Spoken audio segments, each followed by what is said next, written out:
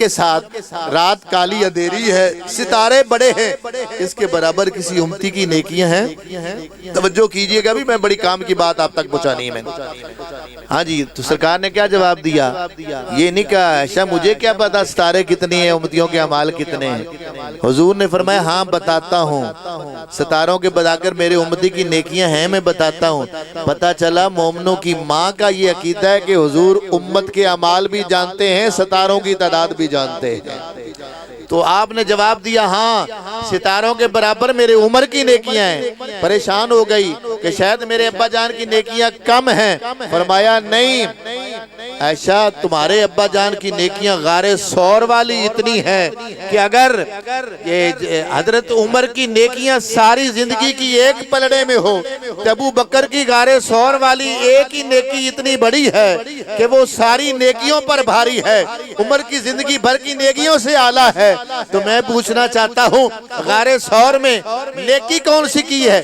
پوچھئے علماء سے، وہاں ایک ہی نیکی ہے، چہرہ مصطفیٰ ہے، ابو بکر کی نگاہیں ہیں، اور حضور کا چہرہ تک کے دنیا کو بتا رہے ہیں کہ لوگوں آؤ، ساری کائنات کے نوافل ایک طرف ہیں، تسبیحیں ایک طرف ہیں، ذکر اذکار ایک طرف ہے، غوث کتب ایک طرف ہیں، اور محبت سے ایمان سے نگاہ مصطفیٰ والی نیکی سب سے بھاری نیکی ہے۔ سلطان صاحب نے ترجمہ کیا، آپ نے اس کا ترجمہ کس طرح کیا؟ سلطان العارفین بولے، آپ فرماتے ہیں اے تن میرا چشمہ ہووے۔ سرکار کو دیکھ رہے تھے نا ابو بکر، ادھر پیر کامل ہے، ادھر مرید صادق ہے۔ اے تن میرا چشمہ ہووے تے میں مرشد ویکھے نہ رجا،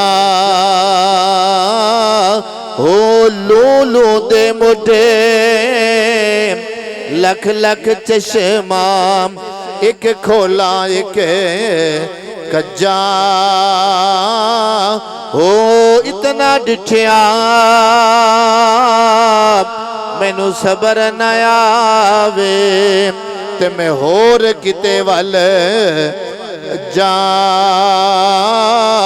او مرشد دادی دار ہے باہو مرشد۔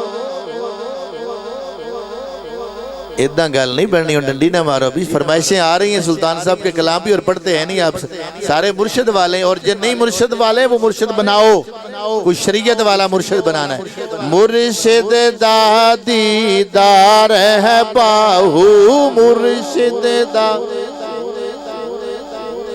مل کے مرشد دادی دار ہے باہو مرشد، مرشد دا دیدار ہے باہو، مینو لکھ کروڑا حجا،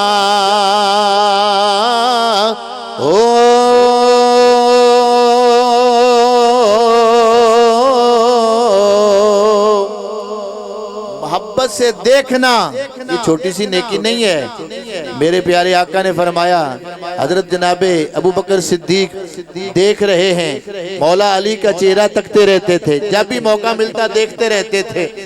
تو ایک دن آپ کی بیٹی نے پوچھا، جناب عائشہ صدیقہ مومنوں کی ماں نے پوچھا کہ میرے سر کے تاج،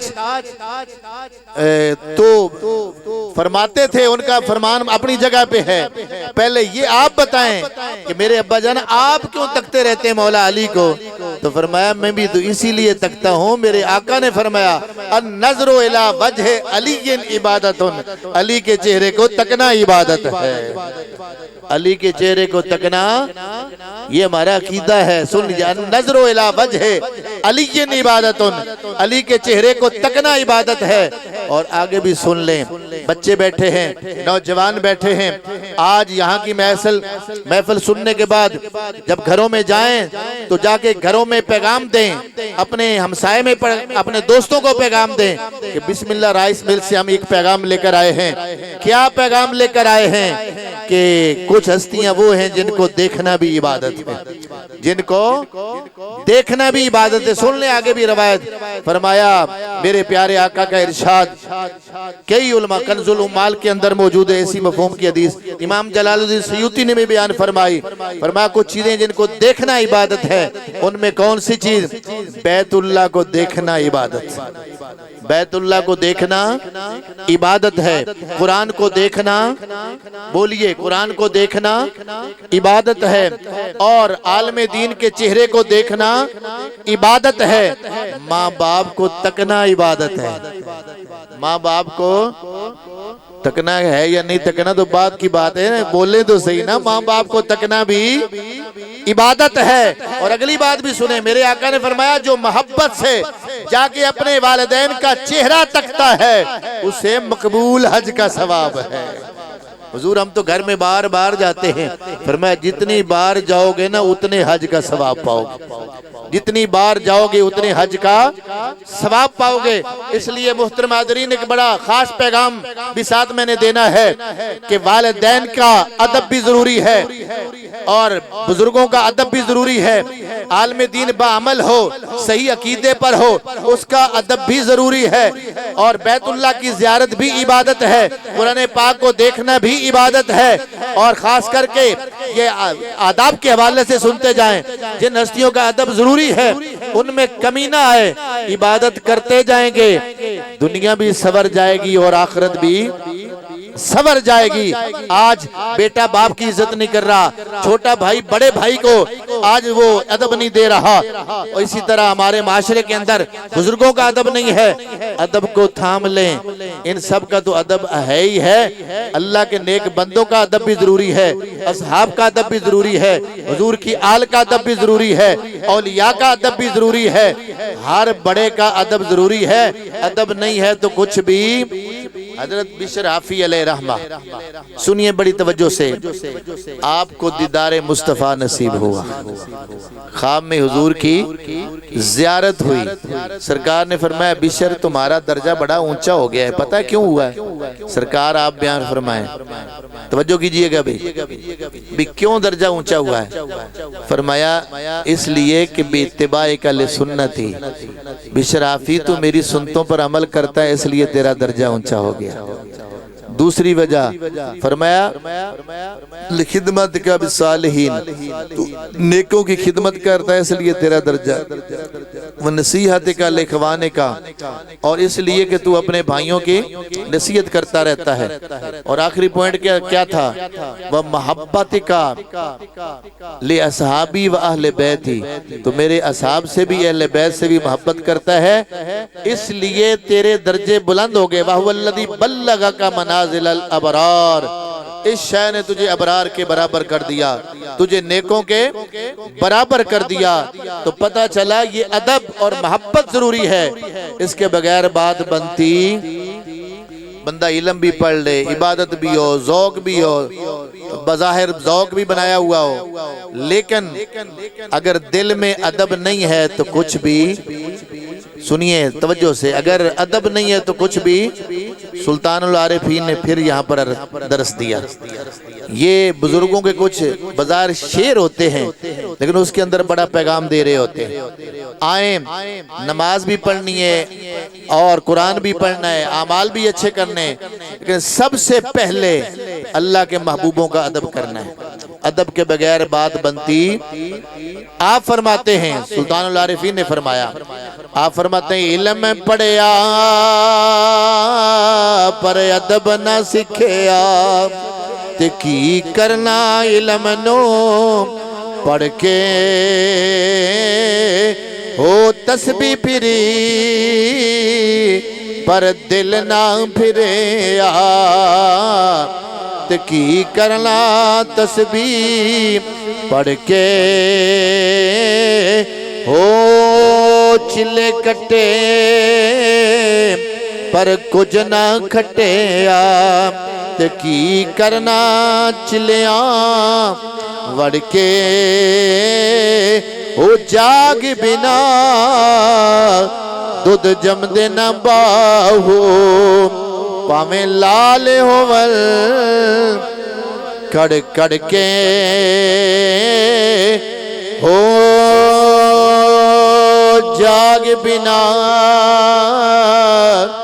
دودھ جمد نباہو پاویں لال ہوول کڑ کڑ کے ہو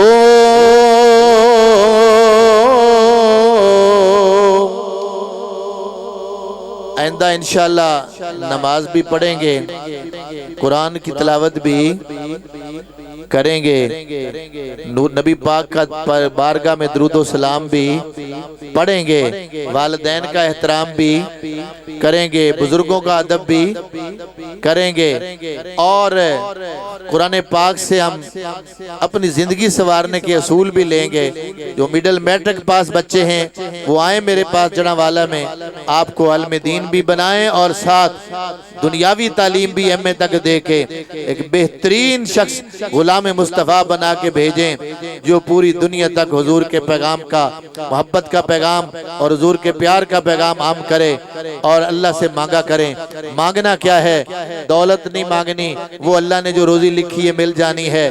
آخر میں عرض کر رہا ہوں، اللہ سے مانگنا کیا ہے؟ وہ روز مانگنا ہے۔ علامہ اقبال نے ہمیں ایک سبق دیا ہے، وہ ضرور مانگنا ہے۔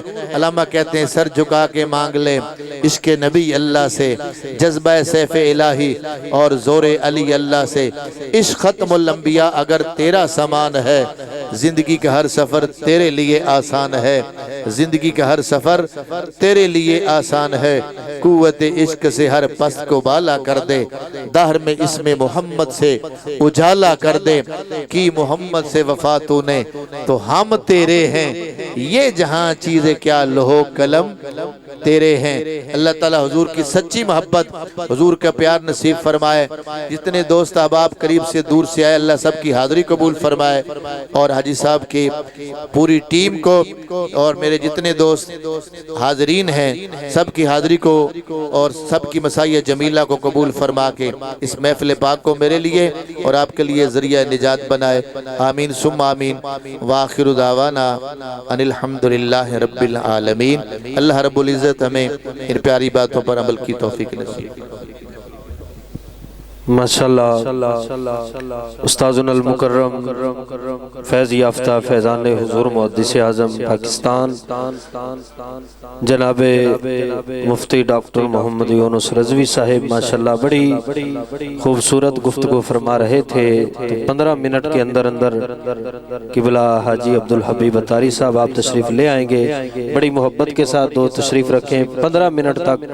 تو اب میں نعت رسول مقبول صلی اللہ علیہ وسلم کے لیے گزارش کروں گا جناب محترم محمد عثمان اتاری صاحب تشریف لائیں اور سرکار دو عالم صلی اللہ علیہ وسلم کی پاک بارگاہ میں اپنی حاضری پیش کریں۔ نعرہ تکبیر، نعرہ رسالت، نعرہ تحقیق، سیدی مرشدی سیدی مرشدی جناب محترم محمد عثمان اتاری صاحب۔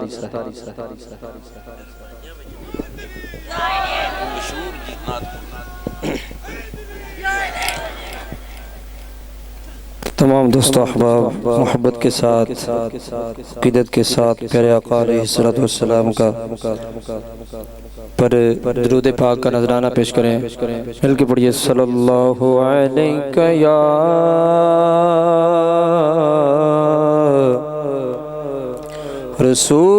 رسول اللہ